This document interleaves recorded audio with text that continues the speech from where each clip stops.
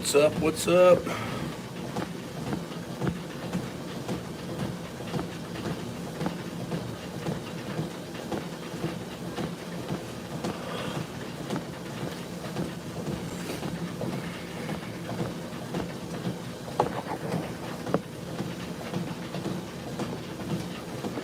What's going on, Micro Reels?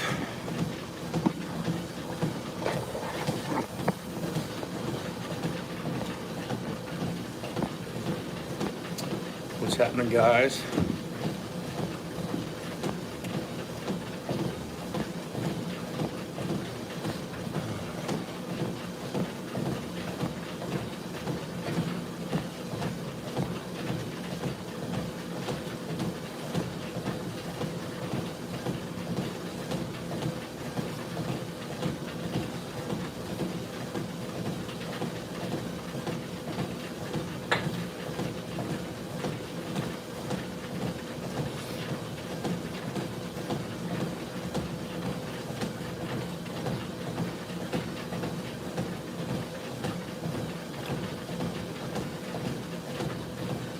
Right now I'm about 240.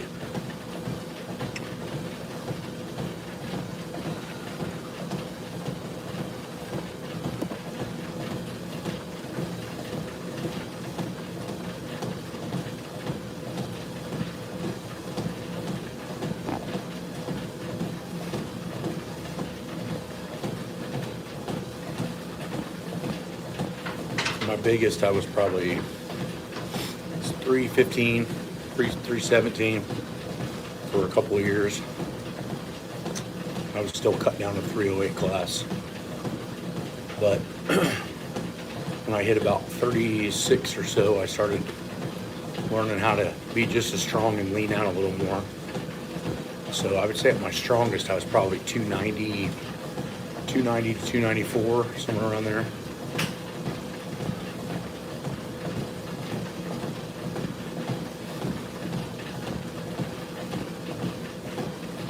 So, I guess since we're on the topic of weight,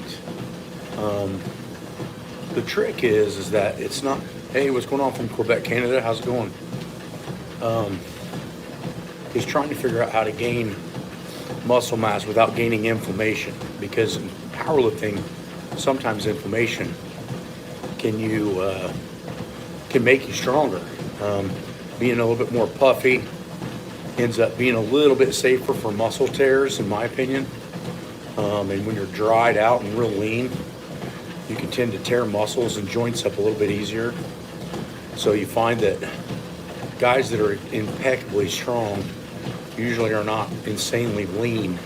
If you look at World's Strongest Man, guys like that, they're not the strongest guys usually, most of the time, or they're constantly injured.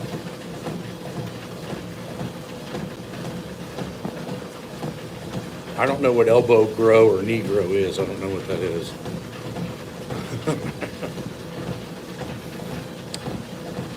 What's up, big dog?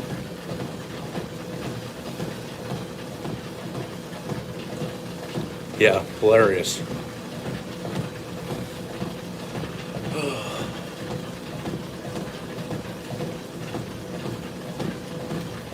So,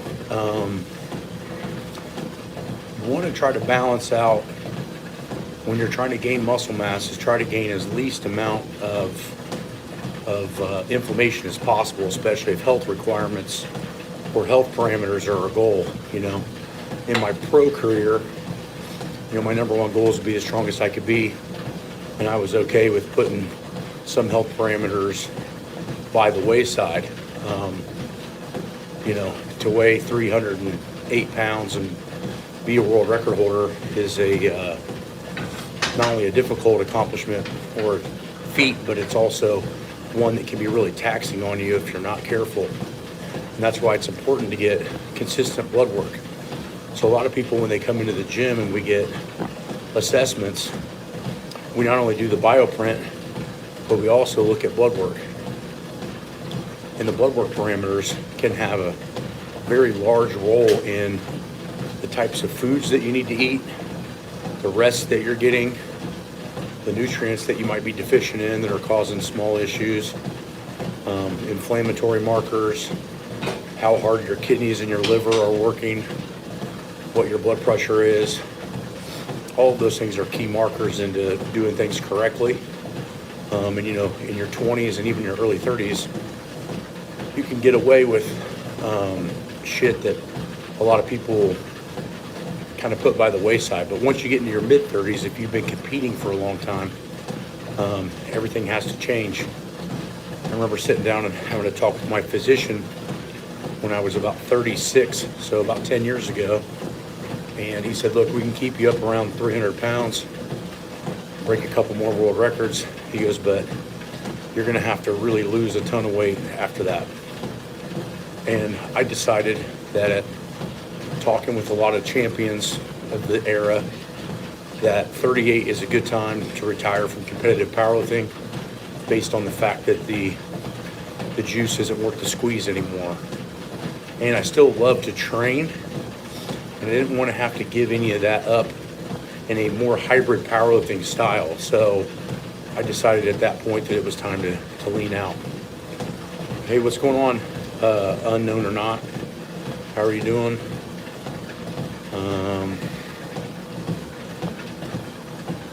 Can you give a shout out to Mike?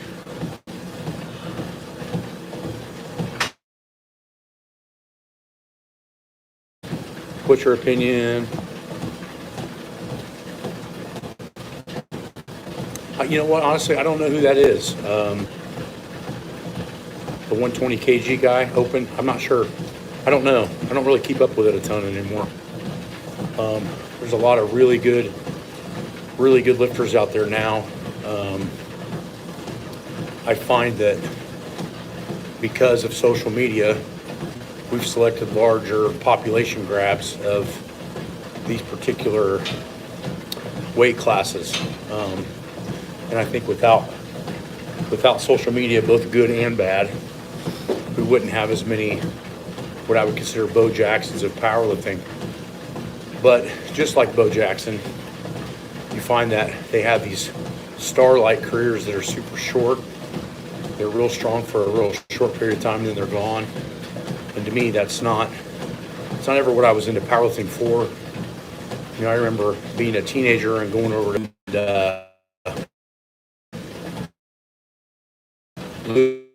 to night pretty strong. So you need to be willing to put your own balls on the table, and that stuck with me for the better part of my life. I think we see a lot of these strength coaches, a lot of these performance coaches, and they've never personally done anything. It's not necessarily an end-all be-all, but how do you push other people to their genetic limits when you haven't done your genetic limit? And that might be a 500-pound deadlift, or that might be a 300-pound bench. But we got a lot of coaches, and you can see it in their programming, where they program very simple, easy, more unbalancing exercises than actually strength movements, because one, they're scared of it, and two, they don't have the background in it, and three, a predisposition person and make them better with the compound movements. I see movements that coaches post all the time that agitate the shit out of me, would get the same reaction out of doing a heavy squat as far as core activation or deadlifting, and they'd rather choose this other exercise because it's in their safe space. If you really want the trick on how to get some of these superior athletes better, just get them stronger. There's a lot of disagreements that both myself and Mark Ripto have, for example, but we share some common ground as well. And one of the common grounds is that we hunger. There is magic to training, and there is a time and a place for stability and coordination. But you got to think about it. If somebody's already playing in the NBA or the NFL, their coordination capacity is already insane. So your ability to make them better at that is probably marginal, but you would be surprised. I'll give you an example. I was at a seminar in May that I did in Seattle, and one of their top Seahawks players was at the seminar, and the dude was 330 pounds, 6'5", and looked like a psycho. He was jacked, and he couldn't bench 405.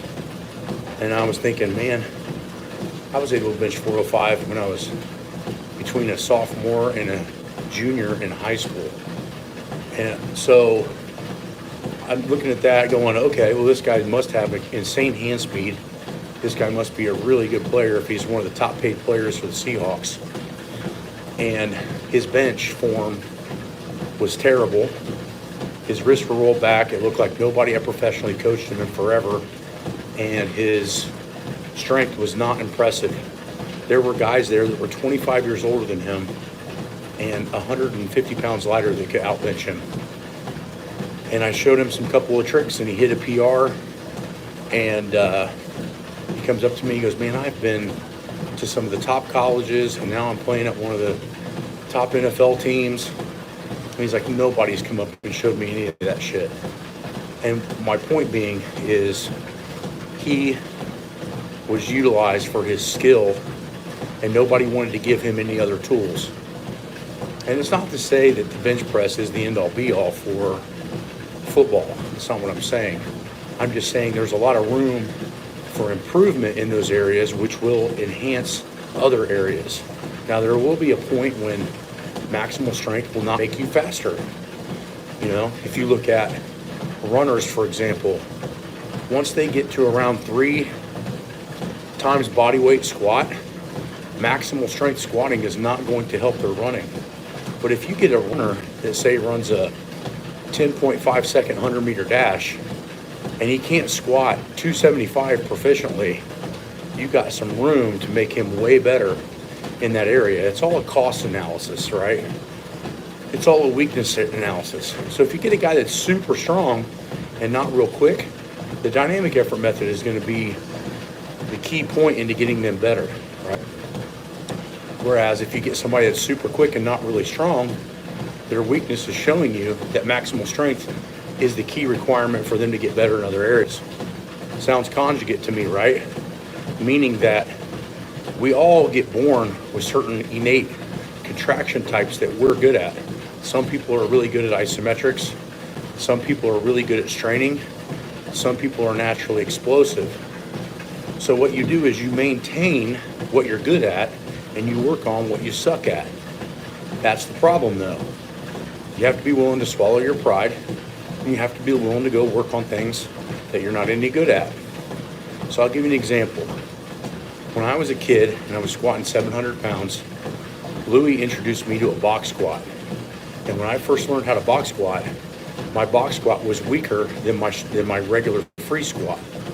And as I plugged in that box squat at different heights and different positions and different bars, and over the course of a few years I got better at it, my squat rose to 800 pounds. Now keep in mind, that 700 pound squat was pretty difficult. It was near maximum. How did it move up another 15% or so? It moved up 15% by training things that I wasn't any good at when I first started. But the problem is that most people with weight training and everything in life, they utilize exercises or, I'm trying to look at it as from another perspective, lifestyles that get them to a certain point of comfort, right? Like they can't let go of benching with the straight bar and use a football bar because the football bar makes them weaker. And I'm just giving an example.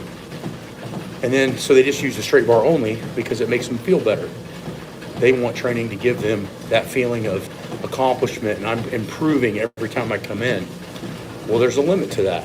And then you end up having to go back to areas in which you don't do really well at. And so as I introduced the box squat, which initially I wasn't very good with, my squat rose because I was training a weakness, static overcome by dynamics. So squatting naturally, I was very responsive and I could rebound energy pretty well. But when I had to pause on a squat, i.e. a proper box squat, it took away all my power, but it made me stronger. So you gotta remember that strength in the lens of an educated person is not necessarily strength in and of itself. It could be store kinetic energy, stretch reflex, you have contraction speeds, technical capacity. All these factors are areas in which may be the weakest link. And so maybe you're like raw talent, maybe you're really explosive, but your technique sucks. Well, eventually that's going to be the limiting factor, and are you willing to strip that down? And are you willing to work on what you suck at? And that's why I think conjugate concurrent training is difficult for people to swallow, because it's a what do I suck at and how do I attack it type mentality versus I'm going to find exercises that pat me on the back every time I go in, regardless if it makes me better long term or not, because I'm going to hide my weaknesses. Because what do we learn in school? You know, you tell little Timmy, hey, you suck at math, but you're really good at English, focus on English. Hey, you know, you're really good with your hands, you should go to vocational school and not worry about college. You get my point, is we're taught to find what we're good at and put all of our energy into that.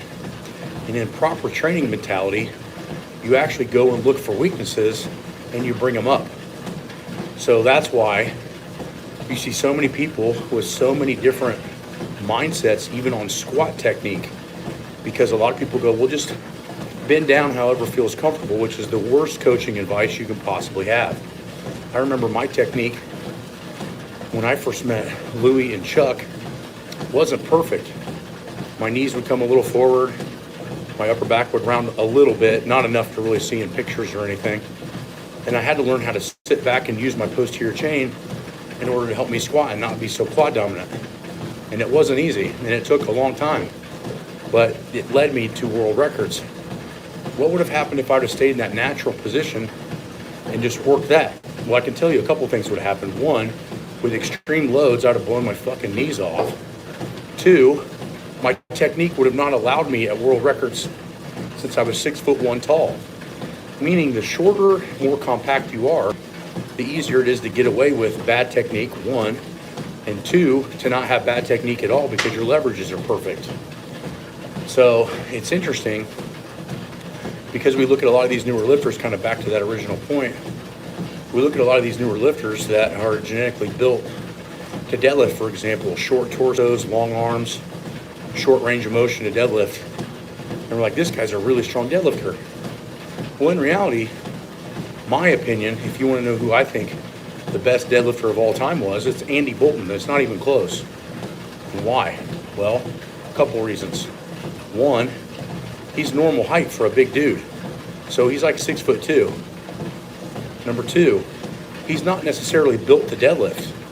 He's pretty tall and he's got a long range of motion to go. Number three, he was the first man to deadlift 1,000 pounds with no straps and did it twice. And also did it in his 40s. Number four, and most importantly, in competition, he deadlifted over 900 pounds close to 50 times. So imagine having a 900 pound deadlift in 50 different competitions. I mean, that's just unbelievable to me. And so the point being is, a lot of times guys that have really good form, that are not really built for good form, are the ones that you might want to listen to because it didn't come easy for them. They didn't have the exact leverages to be good. They had the work ethic to be good, and they had the understanding that time and patience was the best way to get better. Not getting better in 8 and 12 weeks, not putting timelines on training. I remember the first time, again, back to that 700 pound squat. And I remember Ed Cohen was at that meet. And Ed Cohen came up to me and goes, if you can stay healthy, you'll squat 800 one day. And I remember kind of looking at him going, what do you mean one day? And he's like, well, it could take 6 to 10 years. And for most people, that would be a complete detriment. And for me, he was like, I mean, I like training anyway. Who cares how long it takes? That's the right attitude to have. Because I got there in 3 years, 2.5, 3 years, and ended up squatting 1,200 pounds. But the point is like why does it matter how long it takes, right? The key is get up to the strength level or the muscle level or whatever level it is that you want and do it with low mileage. Because at 46, I'm still enjoying training. I don't have any joint problems. My body feels pretty damn good for the amount of torture that I put it through. I'm still able to go do everything I want to do and still go work out with my team of guys that I have in the facility. That is the point of training, because records come and go. And I've talked about this on other podcasts. You can be the best lifter in the world. You can be Larry Wheels. You can be anybody you can think of. And in 10 years, when you quit, there's only going to be a handful of people that remember what your numbers were and what you did. So if you realize that, and you're not going to make $20-50 million competing, which nobody will, then why not do it the smartest way you can so that you don't accumulate the mileage?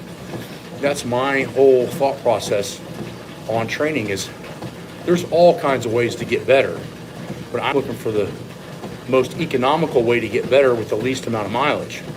That's what we should be asking ourselves, and that's what we should be trying to focus towards, is figuring out a way to train that allows us high strength levels, high conditioning levels, whatever that case may be, and you're not paying for it in 20 years. Nobody has that mindset. You know, you look at the fitness community and everybody's like, oh, I want to get your bench press up 50 pounds in 12 weeks, not having any regard for shoulder health or wrist health or elbow health. Same thing holds true for deadlifts and squats. You have to figure out, how do you get better without paying a price? That's the goal, right? And so it's frustrating because I feel like I'm one of the few that talk about that, and one of the few that actually live it, coming back to why you need to be strong yourself to be a good coach.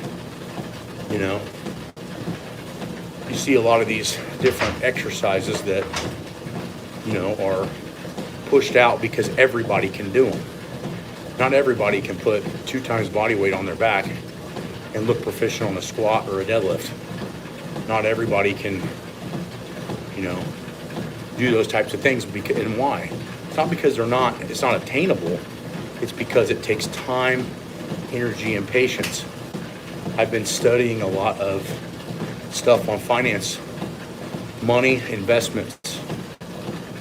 And one of the big things that I come to the conclusion is that money and strength are very similar, in the retrospect that people that are ultra wealthy and people that are ultra strong usually tend to have a different work ethic than everybody else, right?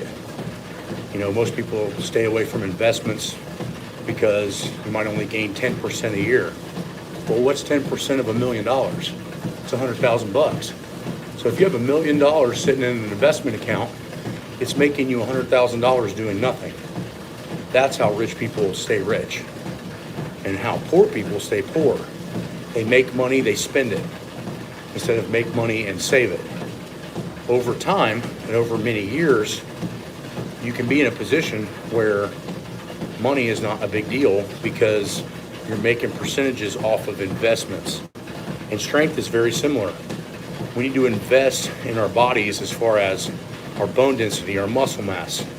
There's a paper that I just found on PubMed, doing some reading in the last couple of days, and it shows the advantages of people at retirement age lifting heavy. And it said that the repercussions of lifting heavy properly have years of lasting effects, meaning that as you get older, you still need to train with heavier weights, which is completely opposite of what most people and doctors and other people would say is, oh, you know, stay away from that. I'll give you a prime example. I got a guy that flies in from New York. He's about 65. He flies in from New York about every 6 to 8 weeks. About 6 months ago, I didn't get an email from him, and he wasn't flying in. He messages me back, and he says, oh, you know, I'm not feeling too good. Or, you know, my doctor wants me to take a break from my knee, blah, blah, blah. Well, this doctor ends up talking him out of doing strength training. Fast forward 5 months later, he's 25% weaker, he's in more pain, and he feels like shit. And I send him the paper that I'm telling you guys, which is train heavy when you get older, because it retains all kinds of lasting benefits, including helping arthritis. He finally, 6 months, comes back and goes, dude, I gotta start this back up. You know, I'm just realizing that when I'm 65, I'm gonna be uncomfortable. My joints are gonna be pissed, but I don't wanna be weak, and I felt better when I was training hard. And in my opinion, I was like, duh, right? Like, you can't just have it every once in a while, you know, you gotta maintain. You know, do I like to go in and squat super heavy anymore? Not really. Do I like to go in and bench really heavy anymore? Not really. But I do it, and I do it smart, because I know it's keeping me around, right? I've already outlived my dad by 3 years. And a lot of it is due to those health choices. My dad was a smoker. My dad ate like shit. My dad was sedentary. My dad was exposed to chemicals in Vietnam. There was a lot of different factors involved with that. But point being is, we all have a different genetic timeline, and we have to utilize it as much as we possibly can. So when you're looking at everything, I guess my point is, when you're looking at everything, look at everything long-term investments, long-term strength training, long-term conditioning. Is running bad? No. But running over a long period of time is bad on your joints. I don't see too many people that have ran their asses off by the time they get to 55, and they're still just enjoying running, you know, half marathons and marathons. They're usually, their ankles and their feet and their knees and their back are fucked. And so they can't do that anymore. Lifting tends to be a little less detrimental, especially if you're rotating your training. The point is that you have to watch high impact things. You know, so a lot of you guys that are uneducated, every once in a while will pop on here and be like, well, you're on a treadmill, why aren't you running? Because my knees and my back are still good. That's why I'm not running, right? I'm getting conditioning in a low impact environment. You're better off increasing incline. And so what I find is that try to always have a long-term mindset. So hopefully this video has helped you out a little bit in your mind, in your preparation of how to train, why you should have variety, why you should avoid low impact, why you should not neglect going heavy, and all those other factors that we mentioned. So talk to you guys later, and have a good day.